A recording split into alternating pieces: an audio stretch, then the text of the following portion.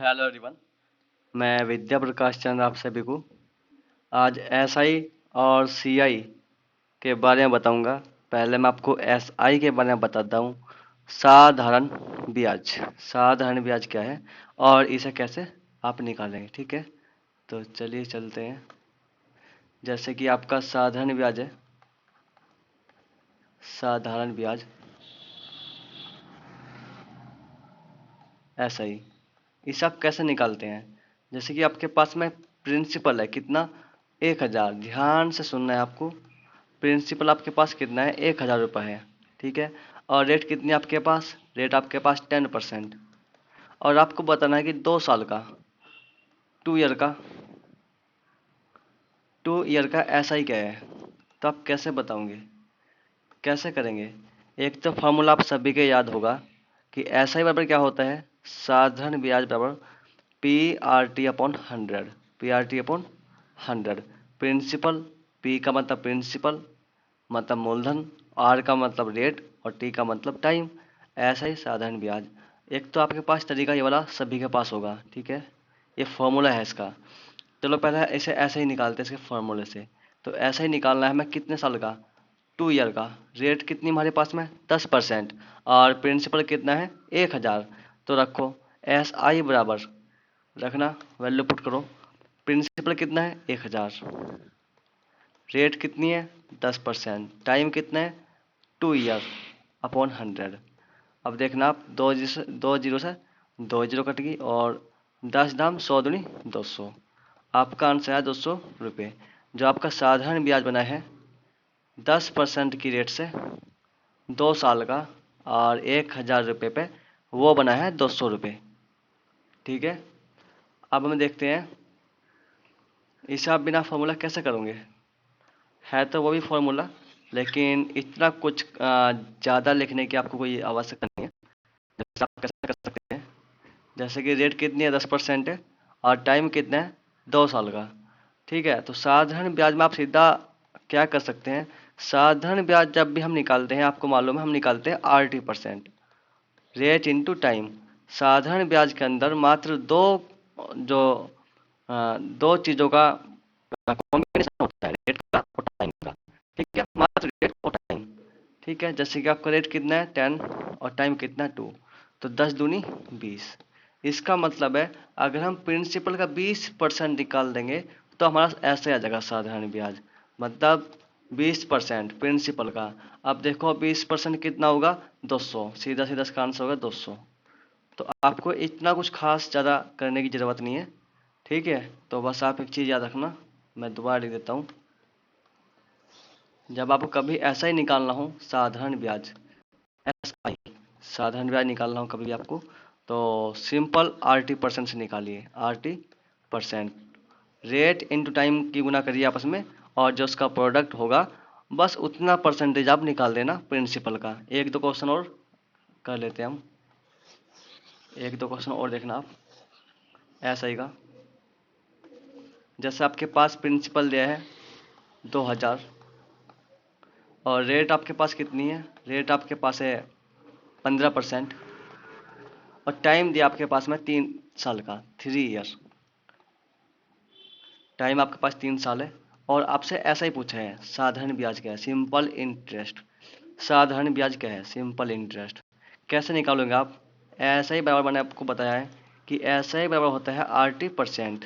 इन दो कंपोनेंट का प्रोडक्ट होता है, ठीक है, रेट इंटू टाइम, ठीक है। तो ये चीज़ आपने याद कर ली होगी, ऐसा इजिकल टू RT%। अब कैसे निकाल लेंगे, प्रिंसिपल कितना है 2000, तो आपको ऐसा ही निकालना है। तो रेट कितनी है 15 और टाइम कितना है 3, तो 15×3 = 45। आपको 2000 का 45% निकालना है, मात्र 2000 रुपये का 45%। 45% निकालना आपको, 45/100। 2 से 2 जीरो कट गई और 45 दूनी कितना होता है 90, और एक जीरो बची हुई है। तो 900 रुपये आपका साधारण ब्याज हो गया। उम्मीद करता हूँ आप साधारण ब्याज को अच्छे से समझ गए होंगे। इसके हम कुछ क्वेश्चन बाद में करेंगे, ठीक है।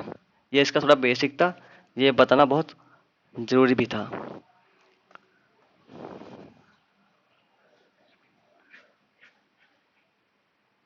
एक होता है आपका CI, कंपाउंड इंटरेस्ट।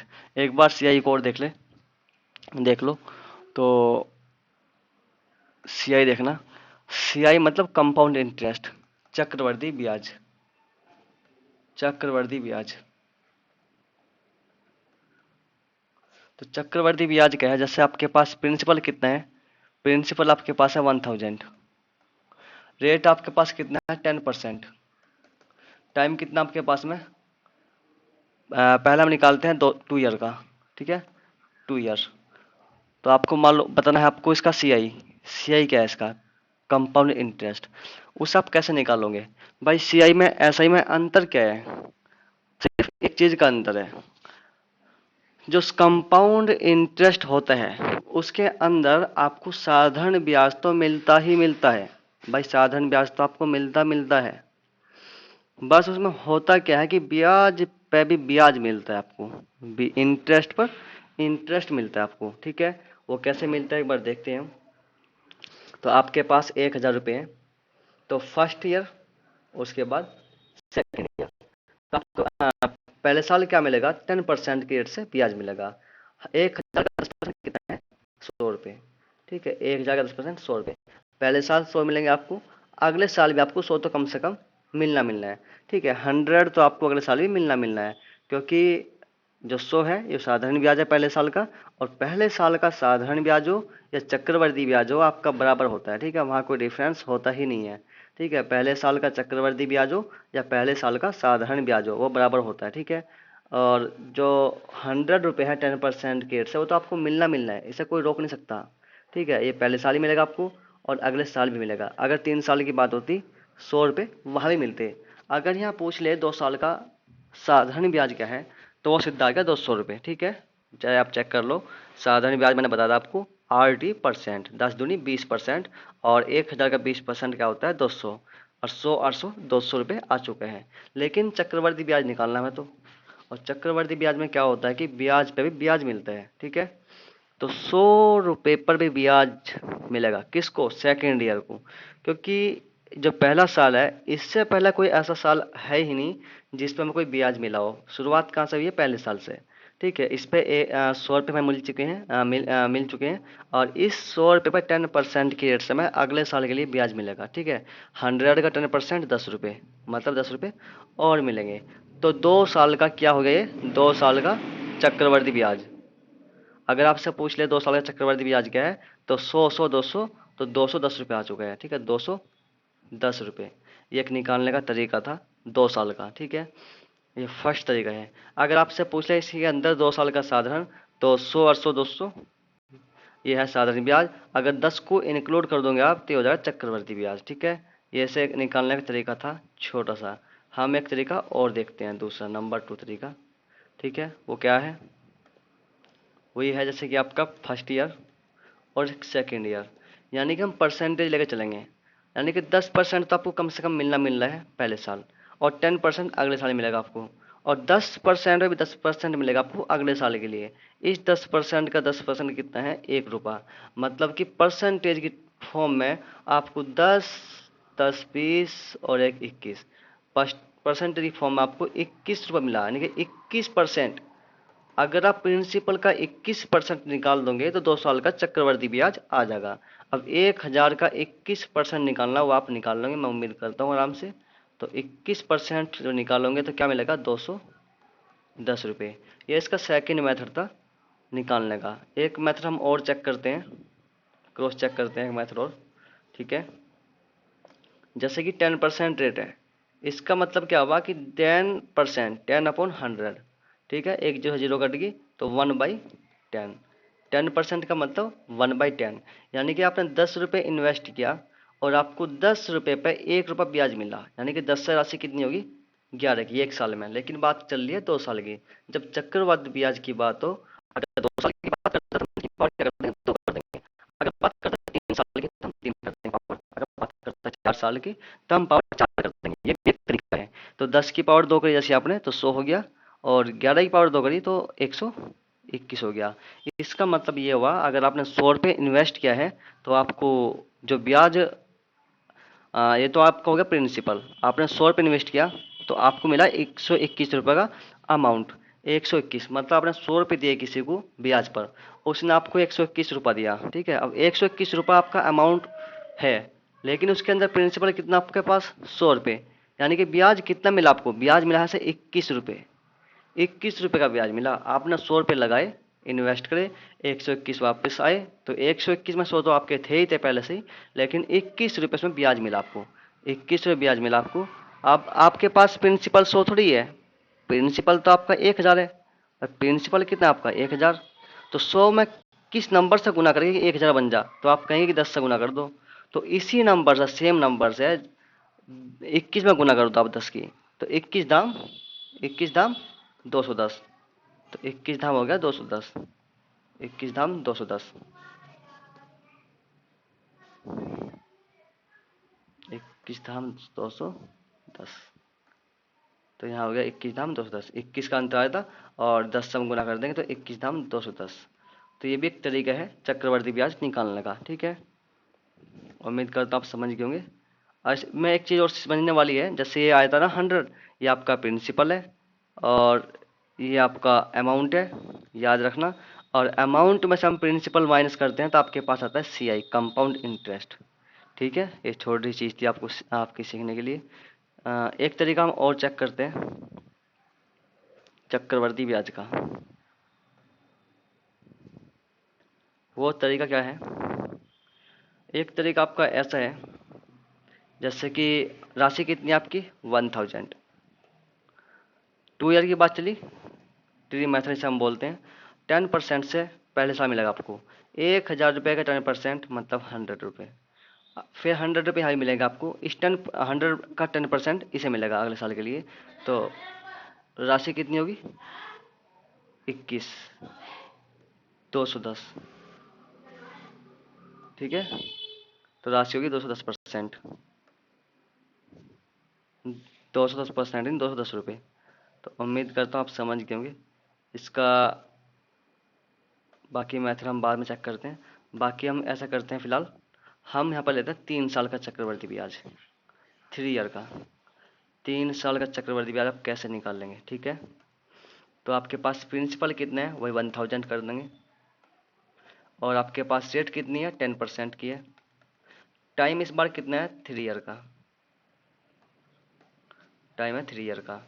और आपको बताना है CI कितना है, CI कंपाउंड इंटरेस्ट, चक्रवर्ती ब्याज। हम करते क्या हैं, फर्स्ट ईयर, सेकेंड ईयर और थर्ड ईयर। आपको इस बात का तो मालूम है ही, अगर 3 साल का साधारण ब्याज पूछता तो 80% करते हम 10 या 30, मतलब 1000 का 30% निकालते, कितना आता 300, तो 300 का साधारण ब्याज होता। लेकिन यहाँ बात कर रहे हैं CI की, कंपाउंड इंटरेस्ट क्या है, आपको मालूम है 10% जो रेट है आपकी पहले साल मिलेगी, 10% आपको अगले साल मिलेगा और 10% आपको थर्ड ईयर भी मिलेगा, यानी कि 10% तो आपको हर साल कम से कम मिलना है, ठीक है। अब होता क्या है कि इस 10% पे नेक्स्ट ईयर के लिए, सेकेंड ईयर और थर्ड ईयर, ठीक है, सेकेंड ईयर और थर्ड ईयर के लिए भी ब्याज मिलेगा। रेट क्या है 10% हुई, तो 10 पे 10% से 10 का 10% एक इसे मिलेगा और फिर एक इसे मिलेगा, ठीक है। अब राशि कितनी होगी सेकेंड ईयर में 11 रुपये, 11%। अब 10% का जो ब्याज था अगले साल के लिए मिल चुका है, सेकेंड ईयर को 1 रुपया मिल गया और थर्ड ईयर को भी मिल चुका है। अब बचा है सेकेंड ईयर, अब सेकेंड ईयर का थर्ड ईयर को मिलेगा, ठीक है। वो कैसे, अब देखो इस 11 का 10% किसे मिलेगा थर्ड ईयर को, तो 11 का 10% कितना होगा 1.1, तो थर्ड ईयर की राशि कितनी हो चुकी है 10 रे 11 रे 12.1, तो ये हो गया आपका कंपाउंड इंटरेस्ट 3 ईयर का, ठीक है। इसे आप ऐड कर लो भाई, पहले साल 10%, सेकेंड ईयर 11% और थर्ड ईयर 12.1% मिलेगी राशि। 10 10 20 1 21 2 23 10 33.1, यानी कुल मिलाकर आपको राशि मिलेगी 33.1। जो भी आपका प्रिंसिपल है उसका 33.1% निकालना आपको, आपका CI निकल जाएगा। जैसे कि 1000 आपकी राशि है और इसका 33.1% निकालना है, और ये पॉइंट हटेगी, एक जो नीचे आ जाएगी आपकी, 3 जीरो है 3 जीरो कट जाएगी, तो CI कितना आ गया आपका 331, 331 रुपये। तो ये आपका होगा कंपाउंड इंटरेस्ट। ये एक तरीका था सवाल करने का, ठीक है। उम्मीद करता हूँ आप समझ गए होंगे इस तरीके को। एक तरीका और है, उसे और यूज करते हैं हम, इस्तेमाल में लाते हैं। ठीक है, सेकंड तरीका क्या है इसका? सेकंड तरीका इसका क्या है कि फर्स्ट ईयर, सेकंड ईयर और थर्ड ईयर, वो तो परसेंटेज में यहाँ पे हम चलेंगे पैसे लेकर। इस 1,000 रुपये का 10% की रेट से पहले साल, सेकंड साल और थर्ड ईयर तीनों को मिलेगा। 1,000 का 10% कितना होता है? 100 रुपये की राशि पहले साल मिलेगी, 100 रुपये अगले साल मिलेंगे, 100 रुपये यहाँ भी मिलेंगे। इस 100 रुपये पर 10% से सेकेंड ईयर और थर्ड ईयर को मिलेगा। 100 का 10% कितना है? 10 रुपये। तो 10 इसे मिलेंगे, इसे भी मिलेंगे।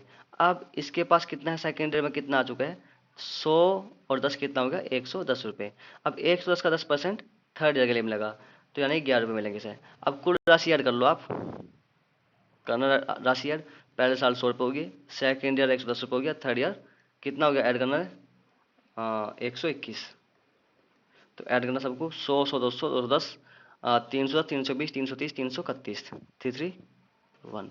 तो ये भी एक तरीका होता है सवाल करने का। ठीक है, उम्मीद करता हूँ आप समझ गए होंगे इस तरीके को भी, अच्छा तरीका है। अब हम बात करते हैं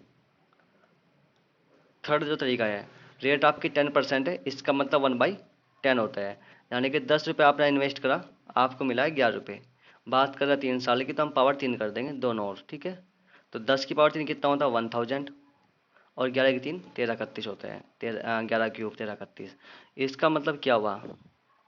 इसका मतलब आपने कितना, जो आपका है प्रिंसिपल, आपने 1,000 रुपये इन्वेस्ट करा, कहीं 1,000 रुपये का लगाए, आपको मिले 1331। तो लगाए तो अपने 1,000 थे, मिले 1331, तो ब्याज कितना मिला? 331 का।